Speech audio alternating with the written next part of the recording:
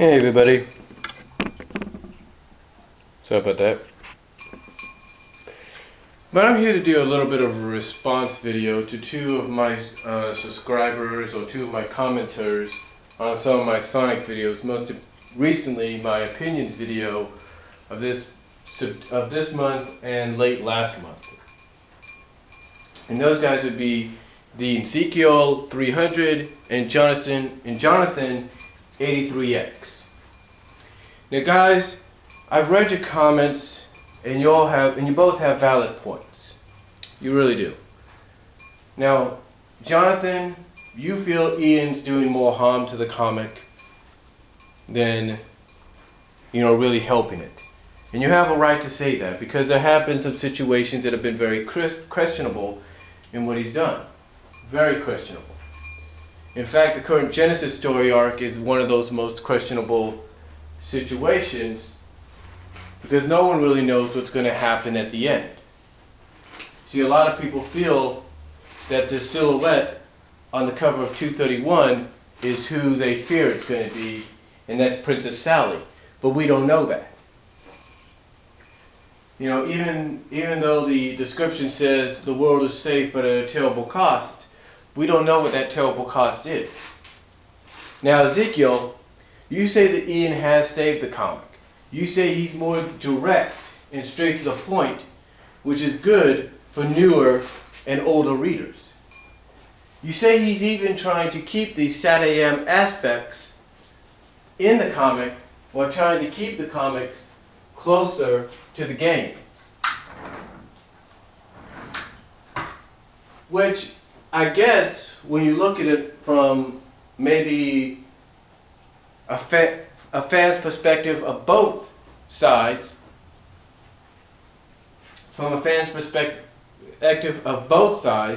that yes, it is a good decision to try to keep the comics closer to the games, but still keep the elements of the Saturday morning cartoon, which made the comic what it is today.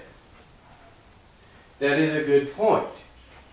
And you say that he's trying, that what he's doing currently is trying, that this whole situation currently is to get Sonic and Sally closer together. That may be, but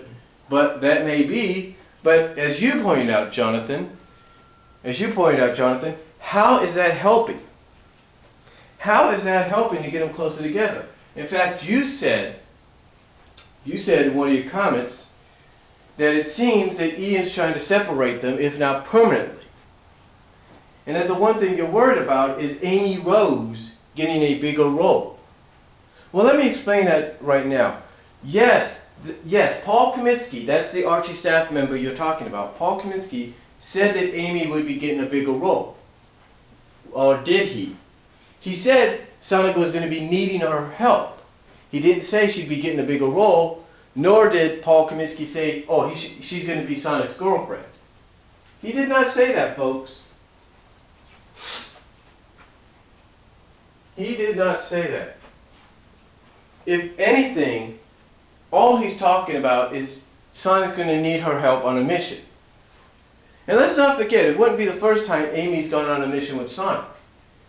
Remember the Suspension Squad saga? Where the Suspension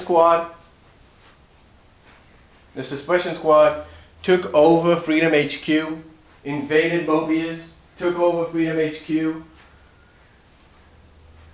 Remember how Sonic and Amy had to go into the Mobius world, into Scourge's world, to find the one person, not only to find the good Dr. Eggman, but to find the one person that even Scourge is scared of. That being Amy Rose's counterpart, Rosie the Rascal. Anti-Amy, if you will. Now, again, it wouldn't be the first time because there's that previous time. Now let's not forget too, when they encountered Amy, there was a panel that had Sonic and Amy in it, and I guess Scourge said something to Rosie, and Sonic kind of retorts to Amy, He's looking back at her with a sly grin like, reminds me of somebody else I know. You get what I'm saying? So, if Ian was in favor of Sonic and Amy being together, why would he write that into the comic? Why would he write that line? Why? Maybe because he's trying to acknowledge the fact that, hey, some people may like Amy and Sonic together, but this is a different world. Now,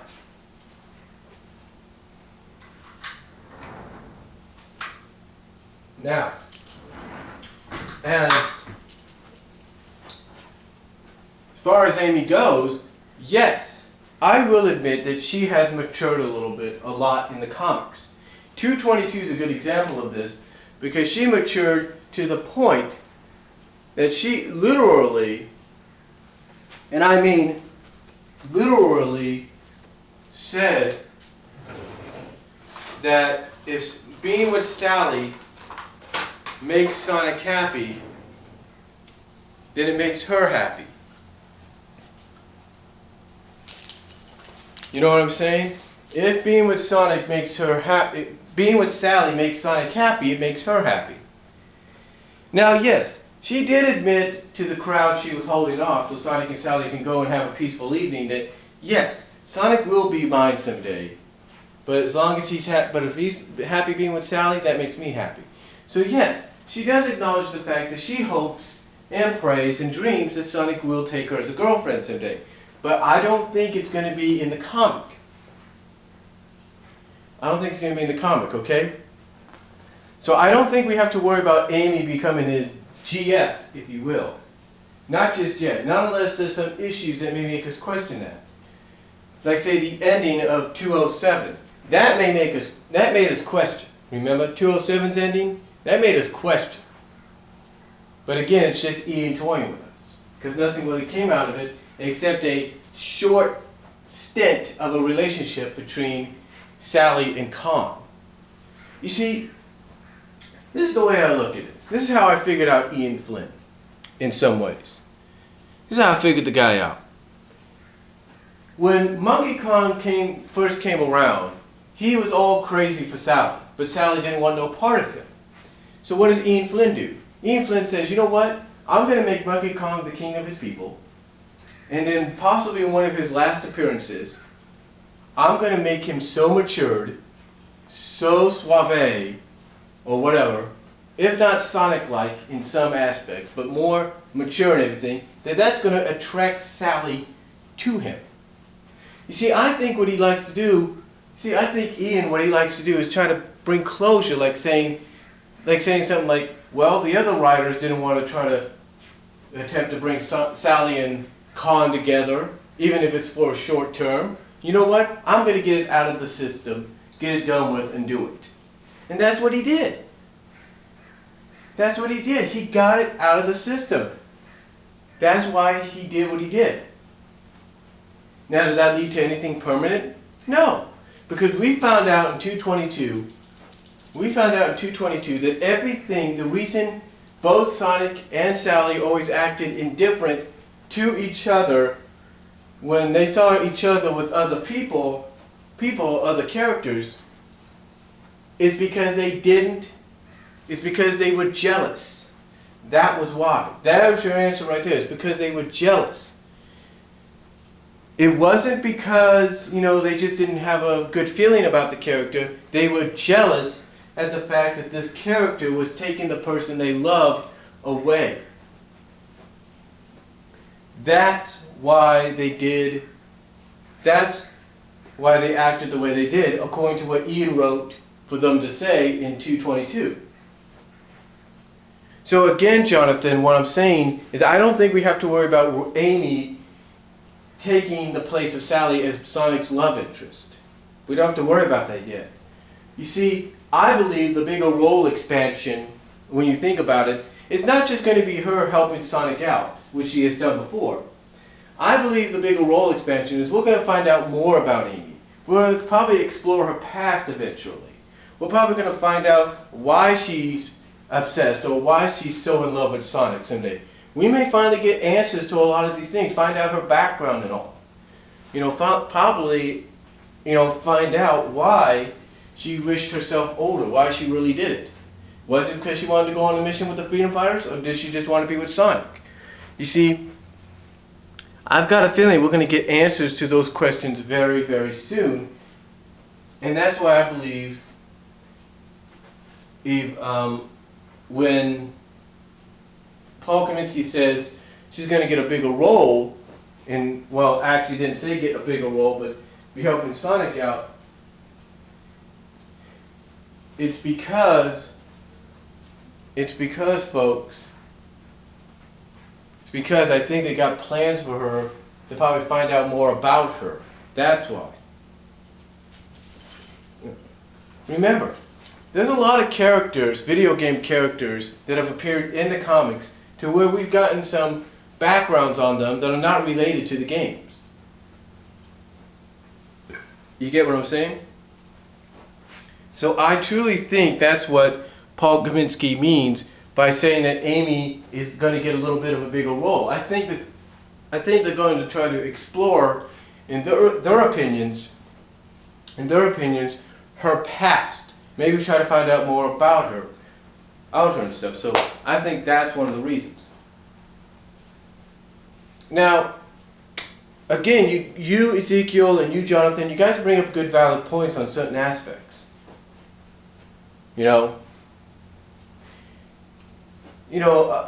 Jonathan, I know you're not the only one that feels the way you do in your comments. Believe me, you go to the Sonic boards and stuff, all those Sonic-related websites and message boards. You're not the only one. And Ezekiel, you're not the only one that's alone in your thoughts and all that. So, but what I'm saying though, what I'm saying is this. What I'm saying is this, folks. We cannot truly say what's going to really happen. We cannot truly say that Ian's killing the comic. We cannot really say he's saving the comic. Right now, I have said this before and I will say this again. When it's all said and done, this story arc right here is going to define Ian Flynn's legacy on this book. It's going to define it. Now, both of you bring up Other M, and I brought it up myself. I brought it up because I said Ian is unpredictable. I brought it up because he says he always throws curveballs, and he does sometimes. He finds a way to throw his curveballs. Now, Jonathan, you say that Ian promised, gave his word, as I have mentioned, that Other M, or any aspect of it, would never show up in the comic. And yet, there it was in the Silver Story arc in Sonic Universe. Now, Ezekiel, you say that Ian did it because people are always saying he's predictable. Okay, that's your guys' opinions. You're entitled to it. And you know what? Maybe that's why he did it. But when you think about it, Ezekiel, if he did it because he thinks, he's saying people say he's predictable, isn't that kind of like saying, isn't that kind of being a little childish? Isn't that kind of like a child saying, see, I did what you said I couldn't do. Isn't that kind of childish? I mean, it's kind of the same way people look at him right now with this whole Genesis situation. With the whole 225 ending. You get what I'm saying? The whole 225 ending? He's like, he's telling people, oh, see, you didn't think I put Sally in a dire situation. You don't think that's kind of childish in the eyes of some? Because it is. It is kind of childish. But when you think about it, the difference between Ian Flynn and some previous writers, say Ken Penders, and possibly future head writers, like say maybe Tracy Yardland, if they give him the opportunity, the difference is Ian Flynn is about shock value, but Ian's also looking at it from a fan perspective. You remember, Ian has said it before, we all know this, Ian has been a fan of the comic himself before he came onto the comic. That's why he created Other M, because he was such a fan of the comic, and he wanted to take the comic in his eyes as a webcomic to another level. Now again, though, what I'm saying is maybe that's why, Ian's doing the stories the way he's doing, because he's looking at them from a fan's perspective, as a fan. And yeah, I'm not saying that fans don't like shock value, but to many fans, including myself, he's constantly doing it on a constant basis sometimes. He's kind of, let me put it to you like this, what little time I have left here. Let me put it to you like this. Ian Flynn is kind of like the Vince Russo of comic books, which makes, technically, and I hate to say this, the Archie comic book publications, and more importantly, the Sonic the Hedgehog comic books right now, the TNA Impact Wrestling of the comic book industry. Well, other comics and comic book publications like X-Men, Spider-Man, Batman, Superman, Justice League, Avengers, you know, they're kind of like the WWE creative staff and the WWE in general of comic book industry, because they're all over the place. But to quote something that CM Punk said recently, the wrestler CM Punk said recently on the Super SmackDown Live during the contract signing for his match at Night of Champions, he told Triple H that he wanted everybody to enjoy the product.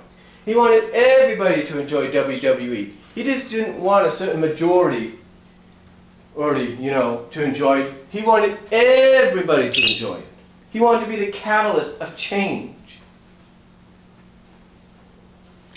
Now Triple H brought up a good point. He said there are some people that like WWE the way it is.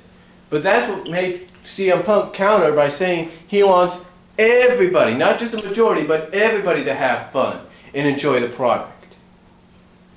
And that's due to the reason he says the things that he does. As to Triple H. About Triple H's family, his wife, and things like that. Because he wants everybody to enjoy it. He wants people to have fun.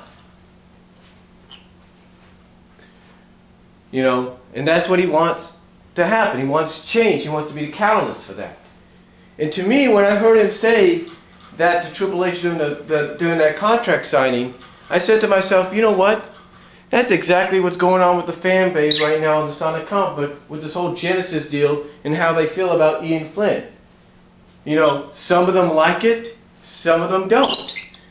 But there are those that want everybody to like it. And maybe Ian Flynn is trying to be the CM Punk, if you will, of the comic book. Maybe he's trying his best to be, to make everybody like it. Maybe that's why he did Genesis, not just for a celebration of the franchise's 20th anniversary, but so that everybody can eventually, in the end, enjoy the comic book and never complain about it. But here's the thing. We all know, if you're a wrestling fan, we don't really know, as a wrestling fan, where the whole situation with Triple H and CM Punk's going to lead. And as a comic book fan, we don't know about where Ian Flynn's going to lead us here. So, in closing, I will say this, Jonathan, Ezekiel, again, you guys bring up some very good, valid points in what you've said in your comments. And if anybody wants to look at the comments, go to my opinions video for this month and late last month, and you'll see what I mean. But you guys have very good points, and some of the things that I talked about, I even quoted some of the things you said. So, hopefully this video response will kind of stir up more conversation, but maybe you'll kind of see where I'm coming from when I talked about that whole CM Punk Triple H deal, and you kind of get the idea. So until then, you guys have a good Monday, everybody have a good day, and I'm out.